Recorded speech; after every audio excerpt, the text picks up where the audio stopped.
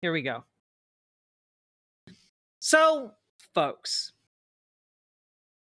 one of the things we've had to have on our radars over the last couple of months, and it has been only a couple of months, has been the ongoing escalation of and weaponization of ICE against both undocumented people as well as documented people, as well as people here in the United States legally. And that continues to escalate. Frankly, it's real gross because you remember how we've been talking at length about how the Trump administration is effectively bringing back slavery. Like we talked about that. The entire pitch of rounding up undesirables, grabbing them off the street, sending them to a foreign country where we pay to have them put to work against their will. ICE is just brown shirts and secret police at this point. Yes. And I would go a step further. They're slave catchers. What they're doing is abducting people, and with no due process, there's no trial, no nothing. They abduct people, bring them to a temporary holding facility for maybe a handful of hours, and then they get shipped off to El Salvador, specifically to a prison in El Salvador where they are going to be held indefinitely on U.S. taxpayer dime and forced to perform labor against their will. And that prison is effectively a concentration camp. We watched and looked at the conditions there. It is a concentration labor camp. It is really bad. And one of the things that you are going to see, and we're going to go through that in the course of this segment, is that a number of the people who are rounded up are just non-violent offenders. They are people who were here, who are known to ICE, who had meetings with ICE agents in order to make sure like they weren't getting into trouble or whatnot. These are people who were taken simply because they could be taken. Okay? That's what this is. And one of the things you'll find if you look into the polling on the popularity of this stuff is if you look at, for example, polling on should undocumented people be deported, generally a lot of people in America are kind of in favor of that, unfortunately. But if you start qualifying that with, are you in favor of deporting people, even if it means rounding up people who are here legally or people who have never committed a crime, that number starts to tank drastically. Quite a bit. And my hope is that that number tanks even more as these stories come out, because The Atlantic earlier today published this piece. An administrative error sends a Maryland father to a Salvadoran prison. And let's be very clear here. This was not an administrative error. They did it to pad their numbers because they cannot catch the vast numbers of Tren de Aragua gang members. So they have concocted a bullshit system to identify members. And over the weekend, we actually found out what that system is and now know how bullshit it is. It is actually like unspeakable. And we will come back to this Maryland father being deported to El Salvador, because it is heinous beyond all belief. But I want you to understand how heinous the lack of trial and due process is here. The lack of any kind of care of constitutional rights applied here. Because guess what, guys? Constitutional rights, basic human rights apply whether you are a citizen or not. And yet, here we are. But let's just take a look here, okay? Let's just take a look. Because this is some really wild stuff.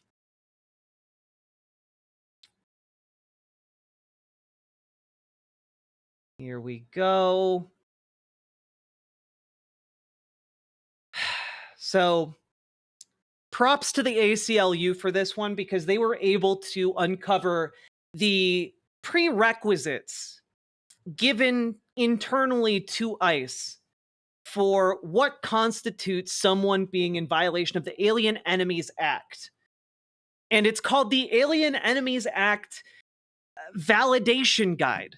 It is, well,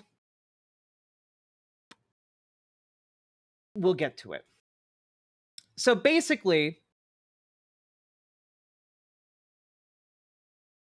here is a part of this document. In order to be found a member of Tren de Aragua and to qualify for deportation to El Salvador, these are the criteria, and you need to get if you have 8 points, guess what? Deported. You're Tren de Aragua deported. So let's see. What do we have here? Judicial outcomes and official documents. A. Subject has been convicted of violating Title 18, United States Code, Section 521, or any other federal or state law criminalizing or imposing civil penalties for activity related to TDA. 10 points. Court records. Identifying the subject as a member of TDA. Describing specific activity of TDA. 5 points. Subject identifies as a member or associate of Tren de Aragua verbally or in writing to law enforcement officer, even if that self-identification to a law officer is unwitting, e.g. through lawful interception of communications. 10 points. So just quickly here on self-admission. So self-admission here is if the subject identifies as a member or an associate of Tren de Aragua, meaning that you are in any way associated with Tren de Aragua. Hey, do you happen to be rooming with someone and they may or may not be a member of Tren de Aragua? Boom. Sorry, that's 10 points right there. You're an associate. You're related. Deported. Okay? But also through lawful interception of communications. So if they happen to peruse your social media account and say, this looks like a Tren de Aragua member, well, 10 points, deported. All right? But it gets worse. It gets worse. Criminal conduct and information. Subject participates in criminal activity with other members of Tren de Aragua, including preparatory meetings and significant incidents directly related to TDA. Law enforcement or intelligence reporting identify subject as a member of TDA. To include Bureau of Prisons, validations, and reliable foreign partner information, credible testimony/statements from victims, community members, or informants that affirm the subject's membership in or allegiance to Tren de Aragua. Just remember that, this can include just randos saying, yeah, I think he might be in the gang. I don't know. That counts as 3 points. All right. Detailed open source media that describe arrest, prosecution, or operations of a subject as a member of Tren de Aragua. Subject conducts and or facilitates business with TDA, like money laundering, mule, or service provider. 2 points. Written or electronic communications that discuss business with and or are communicating with known members of TDA. Cell phone data contains multiple group organizational leaders or membership information. Subject conducts phone calls about the business of Tren de Aragua with known members of TDA. Financial transactions indicating criminal activity for TDA or with known members of TDA. Subject possesses written rules, constitution, membership, certificates, bylaws, etc., indicating together with other conduct, membership, and or allegiance to TDA. And then we get to symbolism. Subject has tattoos denoting membership/loyalty to Tren de Aragua. 4 points. Social media posts by the subject displaying symbols of TDA or depicting activity with other known members of TDA. 2 points. Subject observed tagging or graffitiing to mark the territory of and subject's allegiance to TDA, 2 points. Subject observed displaying hand signs used by TDA, 2 points. Subject displays insignia, logos, notations, drawings, or dress known to indicate allegiance to TDA as observed by law enforcement in person or via virtual mediums, 4 points. So literally, if they go onto your social media and see that you have a tattoo that they're like, looks kind of TDA, and then they see you again in person and see the tattoo, they can just be like, that's 8 points, deportation. And I want you guys all to really recognize something here. And that is, if you have all of this solid evidence, because, conservatives are like, they're just deporting the criminals, right? What's TDA? Tren de Aragua. It is a Venezuelan prison gang. Ironically formed inside of prisons, usually from people displaced by the United States. But basically, guys, what I'm trying to indicate here is if they had good evidence, they would not need to ignore court dates. They would not need to skip due process if they had evidence. If they have solid evidence, why are you afraid to go through the court system?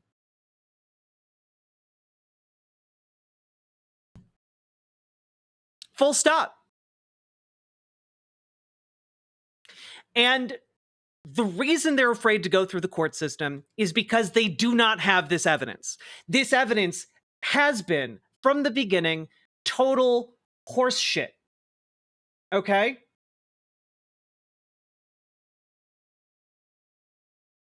Like, just Aaron Reichlin Melnick here really breaks it down. This checklist is shocking.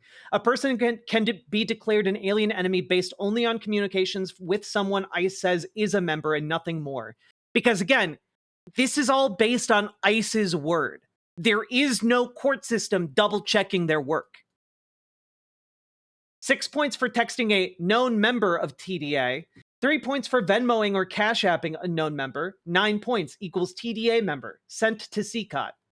It gets worse. It doesn't even require 8 points on this made-up scoring checklist. The guiding system on the first page says people can be at times declared an alien enemy with just 6 points. Since it's 6 points for calling or texting a known member, that alone could be enough under this guide. Meaning that, hey, if you have an undocumented family member, and they have it, like you call them, and ICE is like, you could be a member of TDA. That undocumented member could be deported. It is insane, and I want you all to understand how insane it is that we actually have images here, and I really want to bring this to the forefront of how their system works. Okay. Here are what they are saying are gang membership tattoos. A tattoo of an AK-47 indicating Tren de Aragua membership. Jumpman symbol, aka the Michael Jordan symbol. Trains, just in general. If you have a crown tattooed on you, it's honest. This is honestly insane, and this is how insane it is. Okay, additional way to identify: dressed in high-end urban streetwear. If they're aged 18 to 25 years old, if they're a fan of the Chicago Bulls. Specifically Michael Jordan. Hey, yeah, anyone here a fan of Michael Jordan? One of the most legendary basketball players of all time? Case closed. Time to enslave them in El Salvador. This is an official document. That's this is where we're at. stars, a tattoo of fucking clocks, a skull with a gas mask.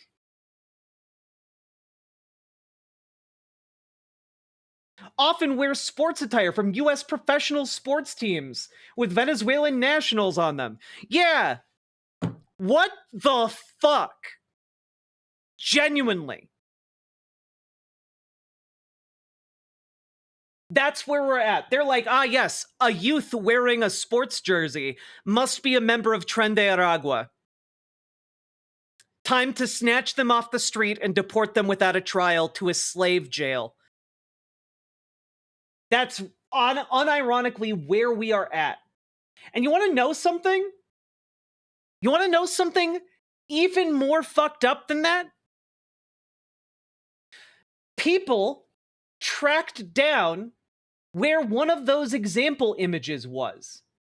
Okay? Are you guys ready for this?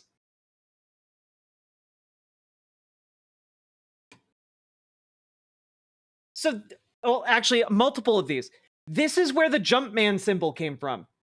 A Michael Jordan fan account.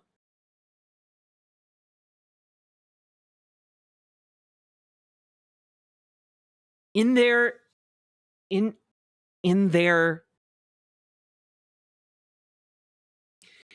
official government documents used to identify members of a gang that can be targeted by law enforcement and punished without a trial, they're using reference images from a Michael fucking Jordan fan account with no gang affiliation to prove gang affiliation. It gets worse. This AK-47 tattoo is apparently from a Turkish man who you might recognize.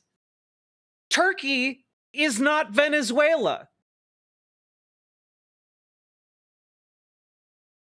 Last I checked, they were on opposite sides of the planet from each other. It gets worse.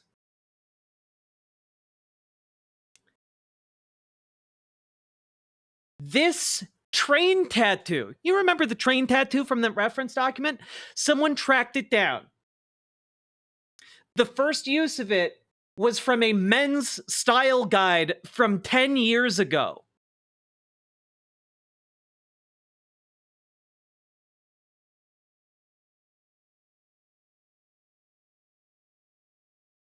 Notice so far the complete lack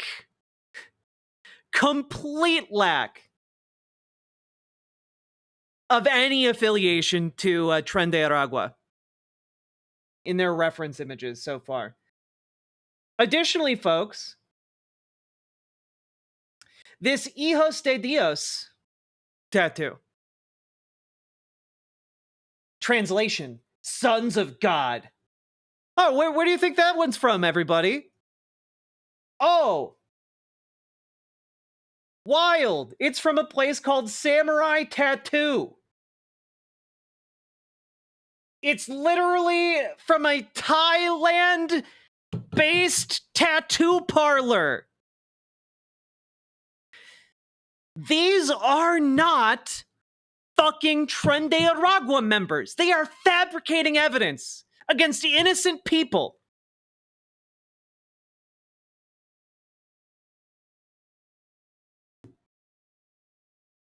Insane. Insane.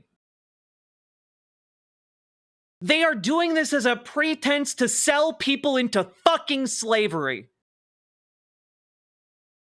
And you know what, guys, you'll never believe how they found this. You'll never believe how they found all of these associations. They did a basic Google image search.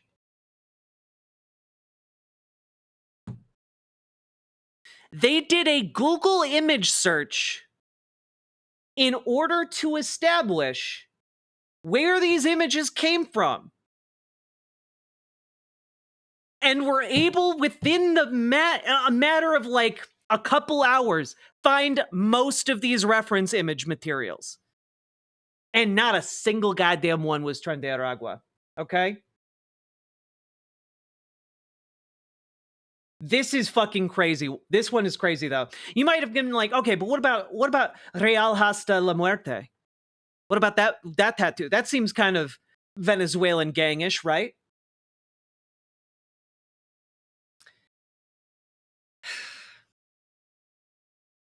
It appears to be taken from a Puerto Rican reggaeton artist.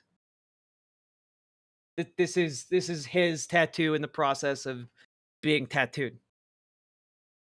Also, you'll note, not Venezuelan. Crazy stuff. Wild stuff.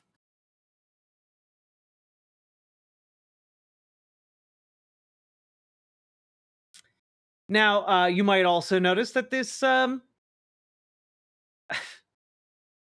this star image, this nautical star, it's literally been all over the internet for literally decades. This is not even remotely related at all. And finally, one of the most impressive backwards image searches was this clock tattoo. Okay? They managed to trace it back to Justin Burnout tattoo parlor, and it appears to be this British guy's tattoo.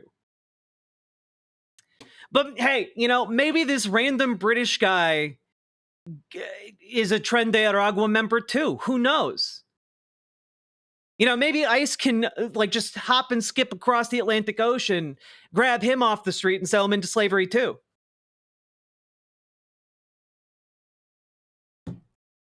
If that sounds insane, that's the exact same level of insane of what as to what's happening here.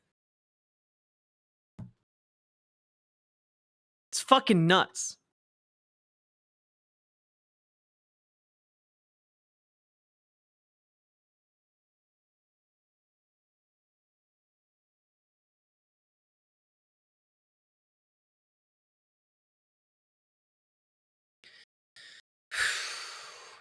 I'm like so mad. I'm so mad.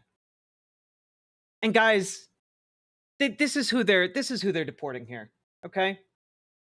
The Trump administration is even admitting that they deported this Maryland father who had protected legal status. They deported a man who was here legally and sold him into slavery, and they're saying, "Oh no, our bad. What can you do?" Oopsie doopsie, we just sold a guy into modern slavery, teehee.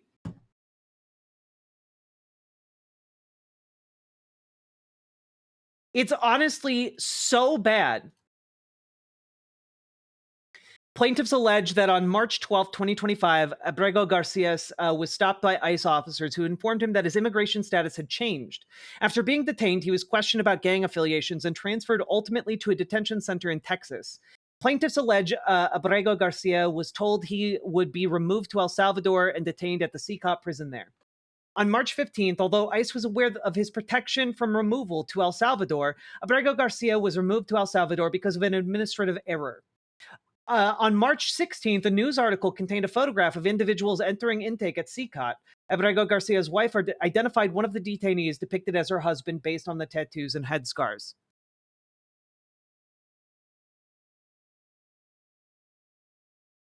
This, by the way, this guy, Abrego Garcia, was, they claimed he was a member of MS-13.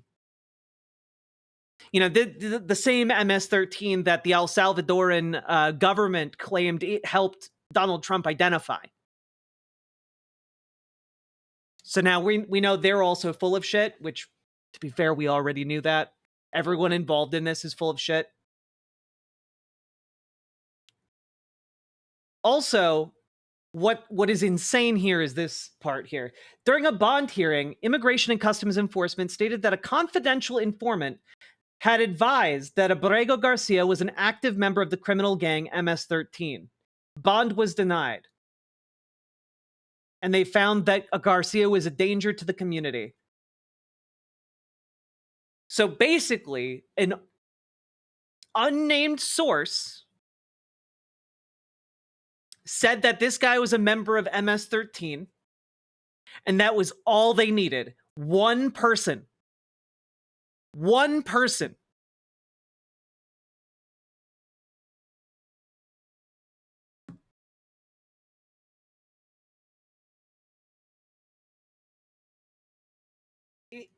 It is insane.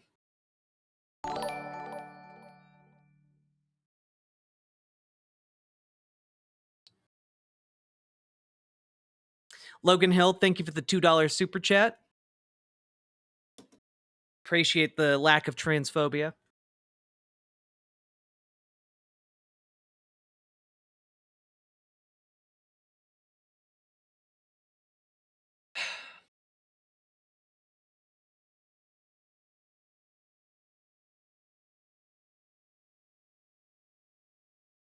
The respondent argues that the immigration judge clearly erred in determining that he is a verified member of MS-13 because there's no reliable evidence in the record to support such a finding. In this regard, the respondent asserts that a Prince George's County Police Department gang field interview sheet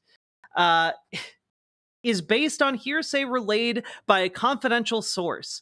The respondent also claims that he presented sufficient evidence to the allegation that he is affiliated with MS-13, including character references and criminal records showing that he had only been charged with traffic offenses. Therefore, the respondent contends that the immigration judge erroneously ruled that he did not show and that he is not a danger to the community. It's fucking nuts.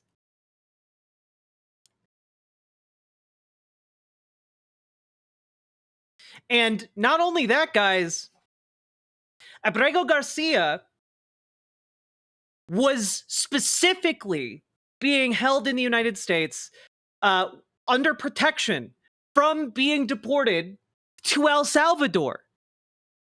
Specifically because El Salvador wants to kill him. That the idea being that a judge in 2019 found that if he was sent back to El Salvador, the Bukele government would try to kill him.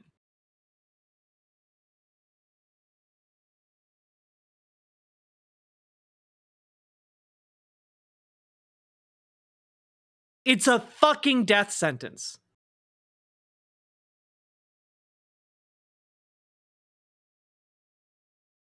It's not nuts, it's fascism. Fascism is the political ideology of the insane.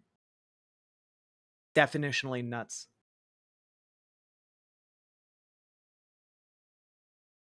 It was less than 72 hours between his detainment and his illegal deportation. Why would they want to do that? Genuinely, because they're evil.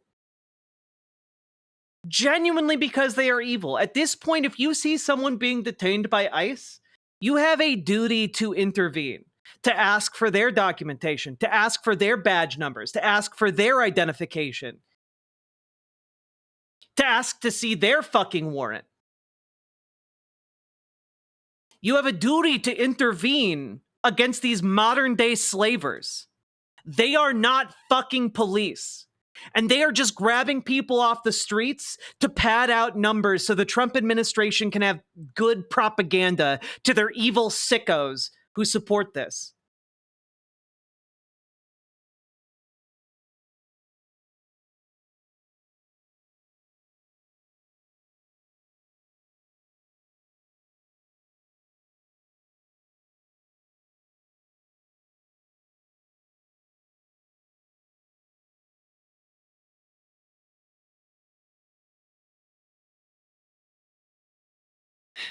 And basically the government is just saying, yep, we made a whoopsie. Oh well, nothing we can do about it now.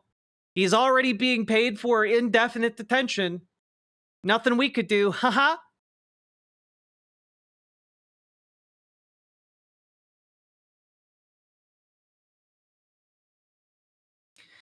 I'm going to read you this, okay? This is an official filing by the administration.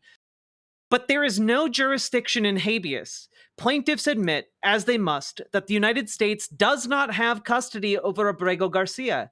They acknowledge that there may be difficult questions of redressability in this case, reflecting their recognition that defendants do not have the power to produce Abrego Garcia from CICOT in El Salvador.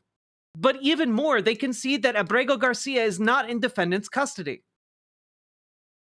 Despite their allegation of continued payment for Abrego Garcia's detention, plaintiffs do not argue that the United States can exercise its will over a foreign sovereign. The most they ask for is the court order that the United States entreat or even cajole a close ally in its fight against transnational cartels. This is not custody to which the Great Writ may run. This court therefore lacks jurisdiction. Gang members we deported that were neither gang members nor here legally. And MAGA will cheer for it.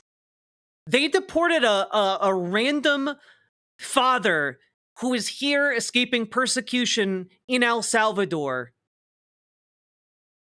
because some random guy on the street said something to police and pointed a finger at him.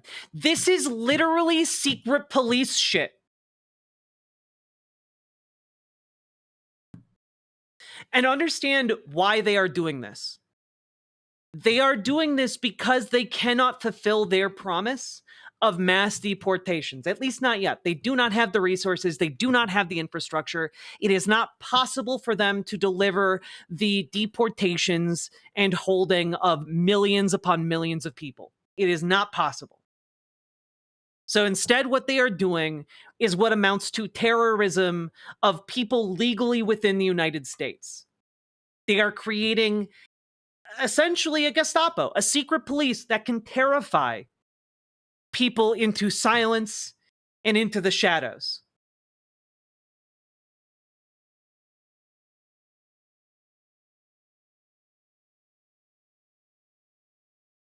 Yeah, Rhymejack, this feels insane. It feels like you are going into conspiracy brain territory, but this isn't conspiracy.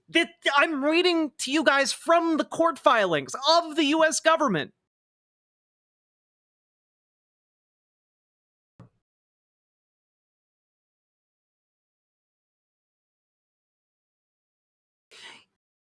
Yeah, Athatet, I put out a video earlier today, actually, I think, about the abduction of Miss Ozturk. It is horrifying.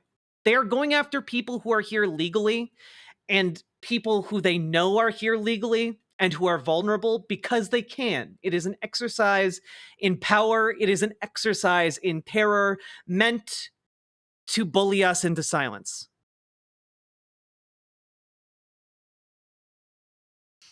Where can we find sources on this stuff? I need to gather info on this. The Atlantic did a big piece on this, Akira, earlier today, as well as I'd recommend following some legal folks who break down legal cases. One is Aaron Reichlin Melnick, who's a senior fellow at the American Immigration Council. He's got a really good thread on this. Here, I'll link. I'll link his post where he gives the full documents of the case. There you go. Yeah, honestly, follow immigration lawyers on this one. They are doing God's work breaking down a lot of these legal filings. It's fucking nuts.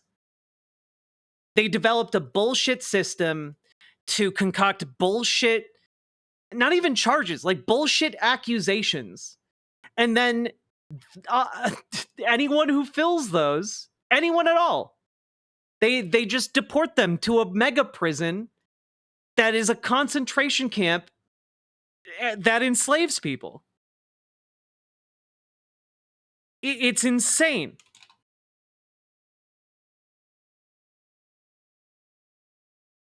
But again, Rhymejack, they do not have the infrastructure for the farms that they talked about. There's none of that infrastructure is created. As far as I know, there's no active effort to create infrastructure on the scale that they are suggesting. What they are doing is trying to inspire enough terror. It is kind of like another evolution of own the libs, except now the libs has expanded to everyone. And it's just cause as much terror as possible in order to make their constituents believe that Donald Trump's promises are being fulfilled. That doesn't mean that this is any less scary. It doesn't mean that this is any less troubling, but it does mean we need to be realistic about what's happening and what their capabilities are, because their capabilities are not rounding all of us up, at least not yet. That will take time if that is one of their end goals. But my guess is they do not have the will or power to do that. They want to cause fear because fear will do the job for them. That's kind of their thinking in a nutshell. Now, in other news, I just wanted to give you an update. The other day, yesterday, a student was disappeared by ICE from the University of Minnesota campus.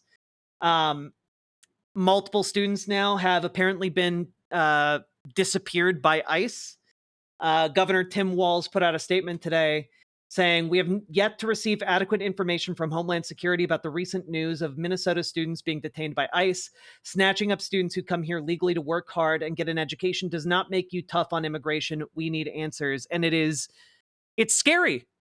It is absolutely scary. Okay? And to understand this, that a lot of the people they are rounding up as, alien enemies or what have you, what's happening with students in particular is something that we need to recognize. And what we need to recognize is this. This is a piece from Zeteo that was published yesterday, okay? And specifically, folks, it's bad. Scoop: ICE revoking students' immigration statuses without their or their university's knowledge. Never seen something like this, say university officials about the secret targeting of Middle Eastern students. And basically, what is happening with this case is that, you on the one hand, you have this bullshit effort by ICE under the Alien Enemies Act to just disappear undocumented folks or people who are documented but just might be good targets for disappearances. And on the other hand, you have this additional effort, this other prong, if you will, that is targeting international students who are here on college campuses, who are inconvenient to universities and inconvenient to, frankly, pro-Israeli groups. So what is happening are that leaders or people who have nominally participated in efforts to show solidarity with Palestine, to argue that a genocide is unfolding against Palestinians in Gaza, people who are speaking out about that on college campuses are being targeted by the State Department of the United States of America and having their immigration status altered by Marco Rubio, by the US State Department. They're flipping a switch in their system and saying, you're no longer illegal. Your visa is no good here anymore. And they are also going into their system and changing the student status of these people. Because those are two different things, right? Your visa status and your student status. And they are switching those off. And then they are sending ICE before there's any notification to these students. Then they send out ICE, grab those students, and disappear them into the deportation system. That's what happened with Miss Ozturk the other day. That's what happened with these University of Minnesota students. That is what is happening. They are targeting folks who either played leadership roles with Muhammad Khalil, happened with him too. That's what's happening. It is brown shirt thugs snatching kids up. Exactly.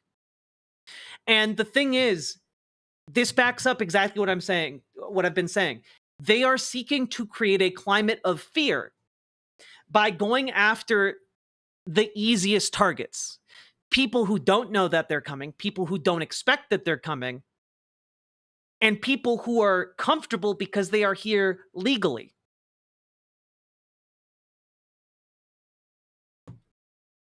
And so what is very interesting to me is that the case of Miss Ozturk the other day, it shows that like they're going after anyone who had any kind of affiliation.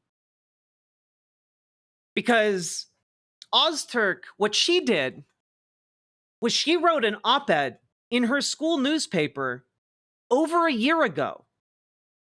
And the main thrust of that op-ed was not about free Palestine, free Gaza. It just mentioned it. Her op-ed mentioned Gaza. And for that, she was targeted.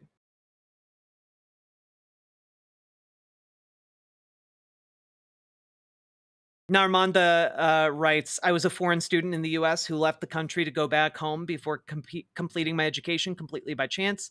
And boy, am I glad I did that now. I'm really glad you did that too. It is really fucking scary. Because the next step, of course, from this is not that far away, right? It's not that far removed. It's targeting citizens that are inconvenient. That's the next step. If you've already gotten rid of due process for one group of people, it's not hard to get rid of it for another and another. This shit's happening so fucking fast. Yeah. And what we have to remember is what I talked about at the beginning of all of this, right? At the beginning of stream, at the beginning of all of this, and what I have said repeatedly throughout all of this. And actually, wait, let me link this Zateo piece for you guys. Is Israel involved somehow? It wouldn't surprise me, but I have no evidence to that effect as of yet. But I mean, guys, what we're looking at here is really fucking bleak. But what I want you guys to understand is that there is hope in each other. There's power in a union, and that power exists between us regardless of our documented status. Okay? We are more powerful together, and the focus on being documented versus undocumented versus being a citizen, that is all just wedges to drive us apart. Okay? And one of the things we need to recognize, especially when it comes to students being deported for their speech, is that, well, guys, guess what? Interesting fact observed here by Evelyn Dueck on Blue Sky. Rereading Abrams versus United States for the gazillionth time to prep for class tomorrow, and I had overlooked this before or forgotten it. Perhaps the most famous free speech opinion ever, the birth of the marketplace of ideas metaphor, was written about non-citizens. And we'll quote directly here. All of the 5 defendants were born in Russia. They were intelligent, had considerable schooling, and at the time they were arrested, they had lived in the United States terms varying from 5 to 10 years. But none of them had applied for naturalization. 4 of them testified as witnesses in their own behalf, and of these, 3 frankly avowed that they were rebels and revolutionaries. And they were protected in that free speech ruling. And I need you all to understand, what the Trump administration is doing here is hella illegal. And I know that at a certain point, like all of these, what they're doing is illegal. What they're doing is illegal. What they're doing is illegal. It all piles up. And it seems to not matter a single goddamn shit. But the reality here is that we need to remember the depths of these people's crimes, because the rage that is currently bubbling up from the American electorate, from America at large, is going to demand a reckoning. And when that day comes, we need to remember all of these people who got put into positions of power and how they broke our constitutional rights and our constitutional way of life, and are the very essence of what this country is supposed to be. What they have done is betrayed the Republic in order to participate in petty, backwards slave trading. Understand that what they are trying to do here is resurrect the Confederacy. And you might think, oh, but Jack, that's a little bit too far, isn't it? Surely they're not just trying to resurrect the Confederacy, right? Earlier today, according to Joshua J. Friedman, attorneys general representing 27 states, every state with a Republican attorney general except for New Hampshire, called on the Supreme Court of the United States to reverse Judge Boasberg's temporary restraining order protecting Venezuelans in the U.S. from being deported to the El Salvadoran prison CICAT. This is literally their attempt to restore slavery. It is not an exaggeration. They are selling people into slavery in El Salvador. The president of El Salvador is gloating about it, talking about how they're going to turn this massive prison complex into one of the a wealth producer for the entire country of El Salvador by putting those prisoners to work. He's on Twitter gloating about it openly. You can find it. It is slave labor. This is the entirety of the southern fucking United States arguing to restore slavery and arguing in favor of a system that abducts people off the street without a trial to sell them.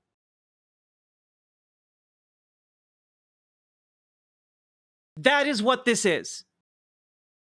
Understand what is happening. There is no due process. There is no trial before a judge. ICE does not have to even justify it to a judge before they snatch someone off the street. All they have to say is, well, some unknown guy told us that you were a member of a gang, so off you go. They don't even have to provide proof of that to a judge. They don't have to provide the testimony to a judge. They just have to say an unnamed source. That's it. All they have to say is, you have a tattoo, and that tattoo, we think it might be related to a gang. The tattoos that they think, I thought we were paying El Salvador. We are paying El Salvador. Do you understand? We are not deporting Venezuelans to Venezuela. We are deporting them to a private prison in El Salvador where they're used as slave labor. We have gotten the president, the dictator of El Salvador, to agree to take not just Venezuelans, but American citizens or people of any nation that we choose to deport there, again without a trial.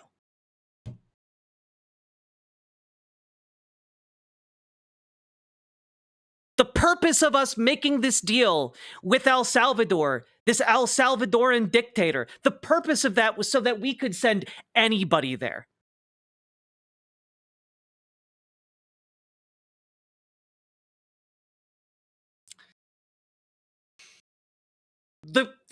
I wrote this on Twitter, but I'm just going to say it again. The great failure of the United States was twofold.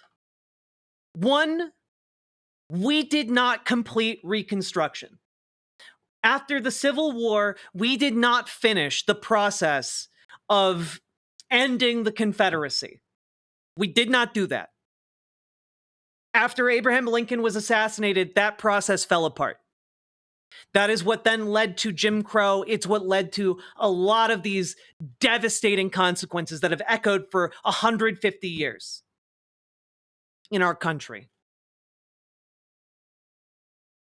But the second great failure of our country, and the one that is a shame and a blotch on our entire history, is the fact that we allowed slavery to live on in this country under a loophole. And that loophole is that we allowed slavery to be used as a punishment against those imprisoned in the United States. That is one of the unending shames on our country's history. And my hope is that this is, if this really is a reconstruction of the Confederacy, a reanimated fucking corpse of bastards and devils, that we can finally have the chance to kill it once and for all. That is, I think, our duty here in this time. That is what we are called on to do. And I know that here in Minnesota, we answered the call 150 years ago to end this vile practice. And my hope and my prayer is that we will answer the call to actually fucking kill this beast once and for all time. Because this is heinous. This is disgusting. And honestly, like, if we go into combat against each other over this, I hope that we actually do it right this time. I hope it does not come to that. I hope we can get through this by other means. But, like, understand that this is what they want to do. They want to bring back the practice of enslavement under a different name. And that is not something I can abide, and that is something that none of us should abide. And if you see a modern day fucking slave catcher trying to catch someone in your neck of the woods, you intervene. You have to start asking yourself, what would you do if you saw a modern day slave catcher trying to abduct someone? That is a question you have to seriously ask yourself. What would you do? And you have a couple rights in that circumstance. You take out your camera, you document it, okay? You go up and you get the badge numbers, you get the you get the identifying information of those agents. If you can, you mobilize people who are in the immediate vicinity to, like, form a human chain of some kind between those ICE agents and those people who are in danger.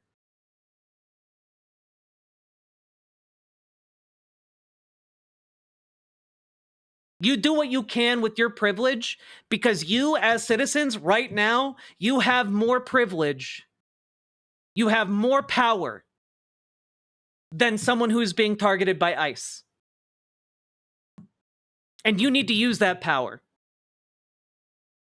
You are not, at this moment, being called to take the same actions of John Brown.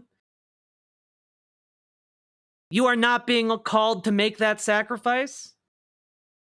What you are being called to do is so much less. And you are honor-bound and duty-bound, I think, to answer that call.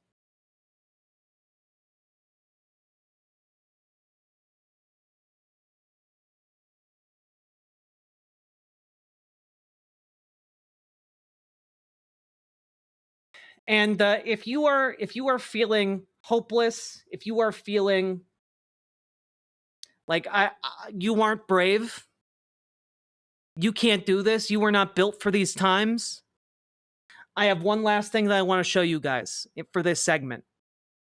Okay? And that is a 90-year-old Holocaust survivor confronting Tom Homan, the head of ICE.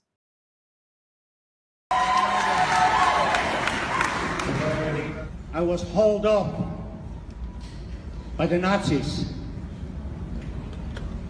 And for no other reason, I was picked up and separated from my family, who was exterminated in Auschwitz. And I am a survivor of Auschwitz and Dachau.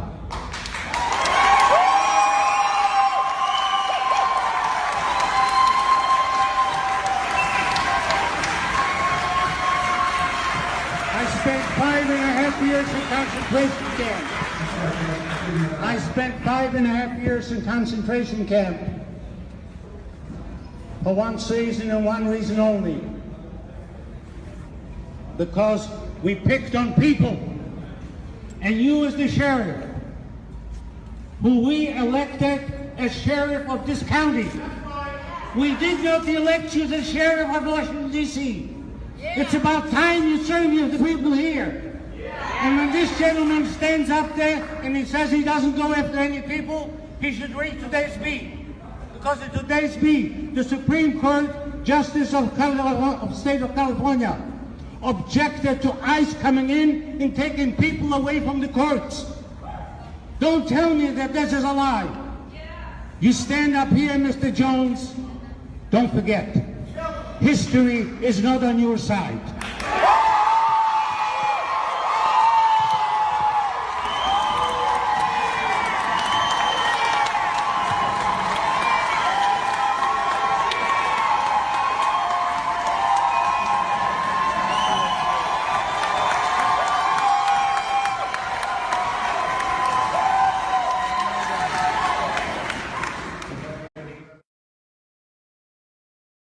Understand, if a 90-year-old man targeted by the Nazis for extermination can do that, what you are being asked to do is extraordinarily within your power.